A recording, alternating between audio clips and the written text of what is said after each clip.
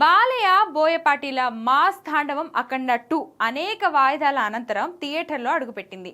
ఎప్పుడెప్పుడు అఖండ 2 చూద్దామా అని ఈగర్గా ఎదురుచూసిన అభిమానులు వెయిటింగ్కి తెరదించి థియేటర్స్ వద్ద మాస్ తాండవం ఆడించేందుకు గత రాత్రి 9 గంటల ఆటతో వచ్చేశాడు అఖండ. భారీ అంచనాలు భారీ ఎత్తున వరల్డ్ వైడ్ గా రిలీజ్ అయింది.